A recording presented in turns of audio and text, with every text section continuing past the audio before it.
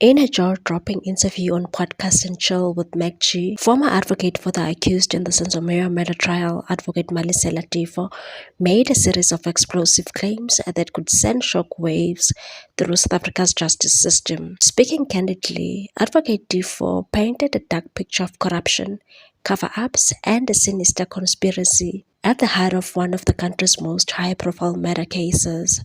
Advocate Tifo alleged that State Prosecutor Advocate George Baloyi is actively working to suppress the truth behind Meyiwa's murder. According to Tifo, Baloyi's role in the case is not to protect singer Kelly Khumalo, Meyiwa's then girlfriend, but rather to shield the illegal firearm that was used in the killing and its owner. He said Advocate Baloyi was never supposed to be on this case. He's misleading the court. He's protecting the firearm, not Kelly. Therefore claimed that after serving time in prison, he conducted his own investigations and discovered that powerful individuals were orchestrating a cover-up. He said that while behind bars at Kgosi Mampuru Correctional Facility, he was approached on the 11th of August 2023 by the prison head, Mr. Mkubane, who allegedly offered him 45 million rand to walk away from the Meyiwa case, and said they told me straight, leave that case.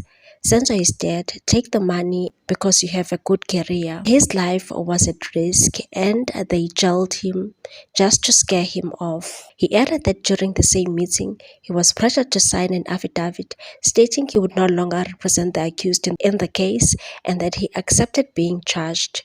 This after being detained for 84 days without being charged. According to Tifo, the imprisonment was nothing more than a tactic to sideline him. In a chilling segment of the interview, Tifo claimed that the firearm used to kill Senzo Meyiwa, a 38 revolver, was an illegal weapon stolen by Longo Twala, the son of the music producer Chico Twala.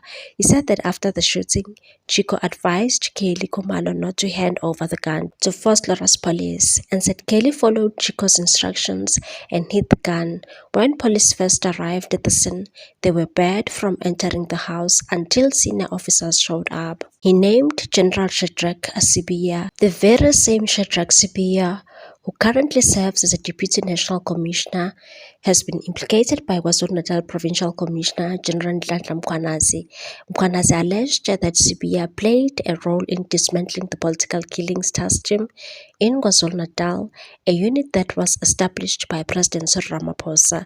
He further claimed that Sibiya, along with Minister Senzo Mchunu, are colluding with drug cartels operating in South Africa. Back then, General Shadrack Sibiya was the head of the Hawks, including General Tebelo Mosikili and Brigadier Philani Ndlovu as part of coordinated effort to secure the weapon and prevent it from being submitted as evidence. According to Tifo, Sibiya was directly contacted by Chico Twala and arrived on the scene to orchestrate the cover-up.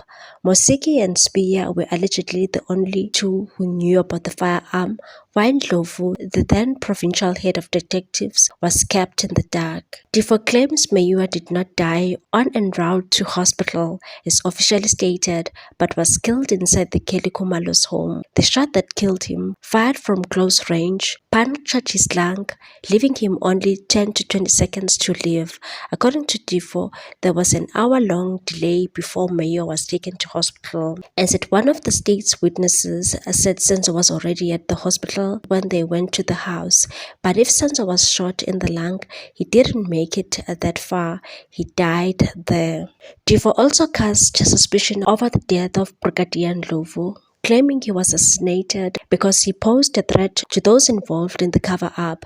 He said Ndlovu's wife was also gunned down in a hail of bullets after a case was opened in Potchefstroom relating to Ndlovu's knowledge of the Meyiwa's investigation, and said already 11 people connected to the Meyiwa trial have died. Even Advocate Thulani Mngomezulu, who died last year, was among them. Perhaps the most shocking revelation came when Tifo alleged that the same firearm used to kill Meyiwa had been involved in another tragic incident, this time in the home of Advocate George Baloyi. Tifo claimed that in 2004, Baloyi's 10-year-old son Tsepo shot himself in the head at their Pretoria East home with the same 38 revolver, and said the bullet hit the ceiling. The mother heard the shot and found Tsepo lying down, but no ambulance or police were called. There were no hospital records for Tsepo at Fiery Glen Hospital. He never made it there. Difo believes both Tsepo and Meiwa's deaths were sacrificial killings, noting that both were only taken to hospital an hour after they were shot. Another claim he linked to occult practices involving blood drying rituals. Therefore, didn't spare the legal teams either. He accused legal aid, appointed advocates, Advocate Zandile Mshololo, who's representing accused number 5, Fiso Kuhlentuli, Advocate Charles Mnisi, who's representing accused number 3, Mthobisi Mncube, Advocate Ramos Pele, who's representing accused number 2, Bongani Danzi, Advocate Nxumalo, who's representing accused number 4, Thokozeni Mapisa, and Charles Mnisi, who's also representing accused number 1, Muzika Ukhalelwa Sibiya. He accused them of being complicit in a prearranged outcome. He said, "This is a sham trial.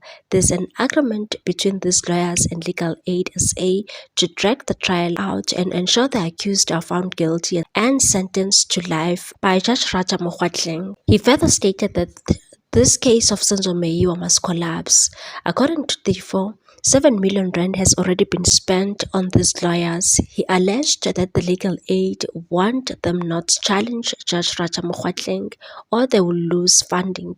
He claims to have written to legal aid urging them to terminate what he called a staged trial, but has received no response at the moment. Advocate Difo also claimed that when he attempted to provide an affidavit from Longotwala to the defense team, they refused to accept it or use it. Wrapping up his interview, Difo linked his own family tragedy to the case. He revealed that his brother died while he was in prison and was buried on 26 October, the same date Senzo Meyiwa was shot in 2014, and said that's no coincidence, it's all connected. Advocate Difo concluded by saying the stakes are high and powerful figures could face jail time if the truth comes out. He warned that the case could bring down senior officials and the National Prosecuting Authority, NPA, and hinted that if we were to accept bribes, he would already been dead, and said he was promised 45 million rand, and said God is keeping me alive so that the truth can come out.